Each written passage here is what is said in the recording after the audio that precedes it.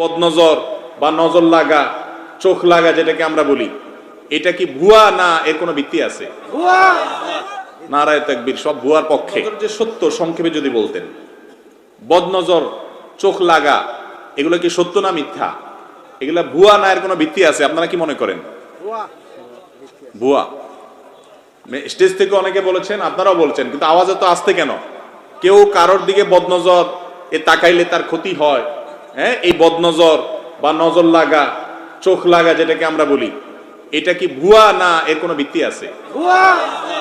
নারায়ে তাকবীর, সব ভুয়ার পক্ষে। আপনাদের উত্তরটা ভুয়া। বরং সঠিক হলো যে বদনজর সত্য, বদনজর সত্য।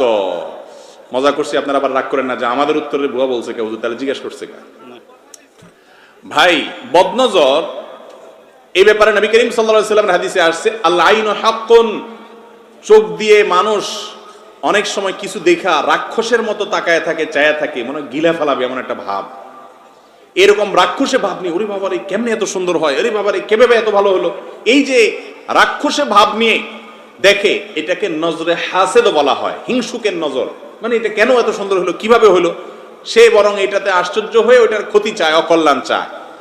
এর মাধ্যমে ওই বস্তু বা ব্যক্তি ক্ষতিগ্রস্ত হতে পারে।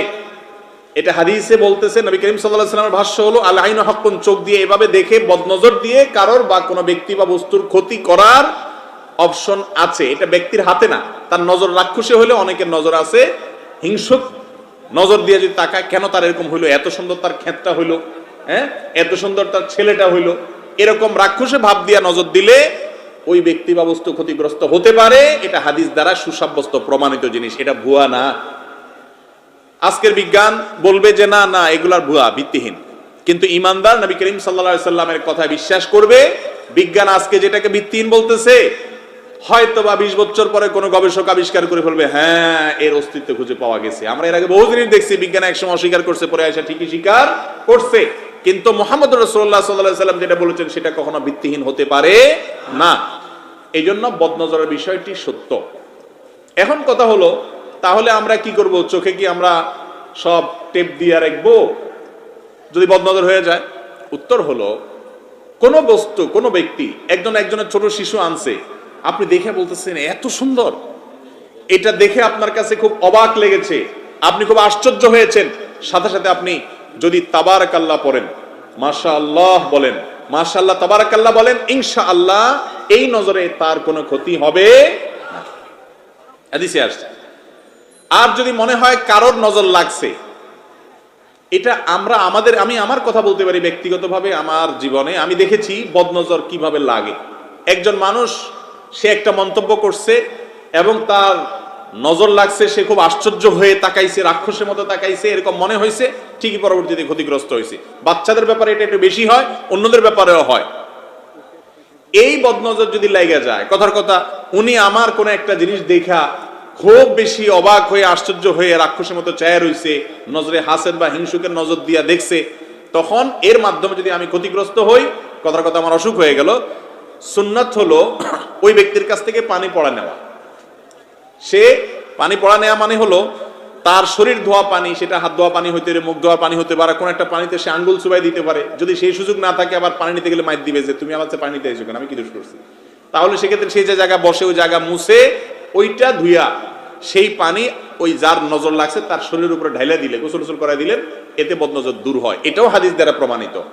অনেক কিছু আছে ইসলামের স্পিরিচুয়াল দিক, আধ্যাত্মিক দিক, যেগুলার বাহ্যিক কোনো কুলু আপনি খুঁজে পাবেন না, ঠিকই তার একটা বাস্তবতা আছে। সেই জিনিসগুলো কোরআন এবং হাদিস যেটাকে সমর্থন করেছেন সেটাই শুধু আমরা বিশ্বাস করব। তবে এরকম অনেক কুসংস্কার আছে যেগুলো শরীয়ত দ্বারা, কোরআন হাদিস দ্বারা প্রমাণিত নয়। কিন্তু বদনজরের বিষয়টা কি আছে? কোরআন হাদিস দ্বারা প্রমাণিত আছে।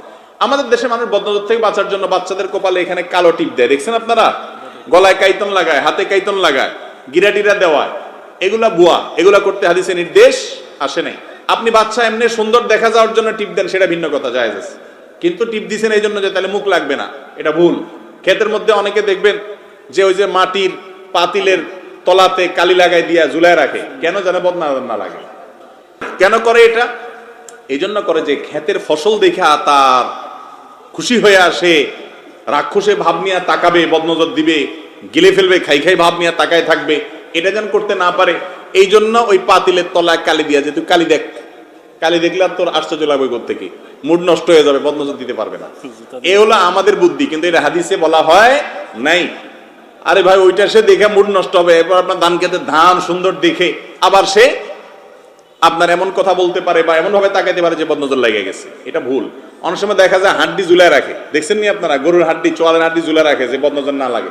এগুলো সব আমাদের মন গড়া। বদনজর সত্য ঠিক আছে, কিন্তু বদনজর লাগলে কি করবেন সেই পরামর্শ হাদিসে দেওয়া আছে। বুদ্ধি হলো আপনার খেতে মাশাআল্লাহ তাবারাকাল্লাহ লিখে ছোট ছোট কয়েকটা সাইনবোর্ড লাগাই দেন পুরা ক্ষেতের মধ্যে। যদি খেতে মানুষের বদনজর লাগবে বলে মনে হয়, এটা লাগাই দেন। এটা লাগাই দিলে ওই লোক যদি ওইটা পড়ে, তাহলে এরপরে সে যতই তাকাক বদনজর লাগবে না। কথা কি বুঝাতে পারছি? আল্লাহ তাআলা আমাদের তৌফিক দান করুন। আমরা অনেক সময় দেখা যায় নতুন গাড়ি কিনছি, হুজুর আইনা, আমরা অন টাইমে বিশ্বাসী সব, এখন লং টাইমে আমরা বিশ্বাসী না। হুজুর আনছে, হুজুর বসেন, খতম টতম পড়ে ট্রাক, নতুন ট্রাক কিনছি, পয়সা দোয়া দরিদ করে দিয়ে যান, শেষ, আর বদনজর লাগবে না, একবারে শেষ করে ফেলছি। না ভাই, এটা সিস্টেম না। ট্রাকের গায়ে মাশাআল্লাহ তাবারাকাল্লাহ লিখে দেন, এবং বদনজরকারী যাতে দেখে ওইটা একটু পড়ে, ওইটা একবার যদি সে পড়ে যতই তাকাক বদনজর লাগবে না। তাহলে বদনজরের বিষয় আমাদের পরিষ্কার হয়েছে তো ইনশাআল্লাহ। এরপরে প্রশ্ন হলো, মা বাবার বদদোয়াও যে কবুল হয় তা যদি সংক্ষেপে বলতেন। মা বাবার বদদোয়াও কবুল হয় কি? মা বাবার বদদোয়া তো সবচেয়ে বেশি কবুল হয়। যাদের দোয়া বেশি কবুল হয় তাদের বদদোয়াও বেশি কবুল হয়। মা বাবার দোয়া হলো পৃথিবীর সবচেয়ে পাওয়ারফুল দোয়া। পাওয়ারফুল দোয়া, যে দোয়াগুলো আল্লাহ তাআলা ফিরিয়ে দেন না, সেই দোয়াগুলোর মধ্যে শীর্ষস্থানে আছে মা বাবার দোয়া। সন্তানের জন্য যদি দোয়া করে, সেই মা বাবার সাথে যদি কেউ বদদোয়া বেয়াদবি করে, মা বাবার হক নষ্ট করে, মনে কষ্ট দেয়, আল্লাহর জমিনে এর চাইতে বড় কপাল পোড়া আর হতে পারে না। মা বাবা বদদোয়া দিয়া মুখ দিয়া কিছু বলা লাগবে না, অন্তর থেকে শুধু দুঃখ প্রকাশ করবে, ব্যথা পাইছেন সেটার কথা অন্তরে তার হাজির হবে, এতেই বদদোয়া লেগে যাবে। এই ছেলে দুনিয়াতে অনেক কিছু ঘটাতে পারে, এক সময় ঠিকই ওর অপদস্থ হতেই হবে। বালআম বাউরের ঘটনা আপনারা অনেকে জানেন, আমি এখন সেদিকে যাব না। অনেক বড় ইবাদত গুজার ছিল, অনেক বড় ইবাদত গুজার ছিল বনি ইসরাইলের যুগে। তার মা ডাক দিছে, পাত্তা দেয় নাই, ইবাদত বন্দেগীতে মশগুল আছে, মার কথার পাত্তা দেয় না, শুনছেও না, শোনার ভান করে আছে। এই ব্যক্তিকে আল্লাহ রাব্বুল আলামিন পরবর্তীতে জেনার অপবাদ নিয়া, সারা সমাজের সবচেয়ে নেককার হিসাবে পরিচিত ছিল, অথচ জেনার অপবাদ নিয়া সে বেইজ্জত হয়েছে, লাঞ্ছিত হয়েছে, শুধুমাত্র ওই মায়ের সাথে বেয়াদবি করার কারণে। ডেঞ্জারাস একটা বিষয়। তাহলে বালআম বাউরের মা মনে কষ্ট পেয়েছেন, তার প্রভাবে যদি সে বড় ওলি, আবেদ, বুজুর্গ, নেককার, আল্লাহওয়ালা ছিল, সেই মানুষটা যদি লাঞ্ছিত, অপমানিত হয়ে জেনার অপবাদ নিয়ে সে শেষ হয়, বেইজ্জত হয়, তাহলে বোঝা গেল মা বাবার বদদোয়া লাগে না? লাগে না ভাইরা আমার? রিদার রব্ব ফি রিদাল ওয়ালিদাইন, মা বাবা খুশি তো আল্লাহ খুশি। ওয়া সাখাতুর রব্ব ফি সাখাতিল ওয়ালিদাইন, মা বাবা নাখোশ তো আমার আল্লাহ নাখোশ। আল্লাহর ওয়াস্তে মা বাবাকে অসন্তুষ্ট করবেন না ভাইরা। হয়তো আপনার মা অশিক্ষিত, আপনার বাবা কিছু বোঝে না, হয়তো তাদের এত সেন্স নাই, যে একটা ধমক দিলে কিছু বলবেও না, ভাইরে তারপরে এই কাজটা করবেন না। যেদিন হারিয়ে ফেলবেন, এরপরে হুজুরদের কাছে দৌড়াবেন, হুজুর মা বাপের হক নষ্ট করছি, এখন তো মারা গেছে, কি করবেন? রাস্তা রাস্তায় ঘুরবেন, আর কোনো সুযোগ সেরকম হয়তো থাকবে না। এই জন্য মা বাবার বদদোয়াটা খুবই ডেঞ্জারাস। আল্লাহ বলেছেন, ফালা তাকুল্লাহুমা উফফিন ওয়ালা তানহারহুমা ইম্মা ইয়াবলুগান্নাকাল কিবারা ইনদাকা আহাদুহুমা আও কিলাহুমা। তোমার মা বাবার উভয় অথবা যে কোনো একজন যদি বৃদ্ধ বয়সে যায়, বৃদ্ধ বয়সে গেলে তাদেরকে ধমক দিয়ে কথা বলিও না। আল্লাহ বৃদ্ধ বয়সের কথা কেন বলছেন? কারণ জোয়ান বয়সে মা বাবার সাথে ধমক দিয়ে কথা বললে তো মা বাপ নিজেই কান মেলে সাইজ করে দিবে, আল্লাহ জানে। বুড়া হয়ে গেছে, বেচারা ইনকাম না, রুজি নেই, আপনার রুজির উপরে সে নির্ভরশীল, এই জন্য কিছু বলতেও পারে না। আর বয়স হয়ে গেলে অনেক উল্টাপাল্টা কথা বলে, মাথা বুদ্ধি পুরাপুরি কাজ করে না, এগুলা দেখেও সহ্য করতে হবে।